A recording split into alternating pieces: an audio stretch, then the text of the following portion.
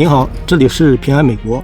据美联社报道，上周四早上7点45分左右，在纽约皇后区罗卡维海滩附近的海边木栈道上，有市民报警称出现一只行为异常的浣熊。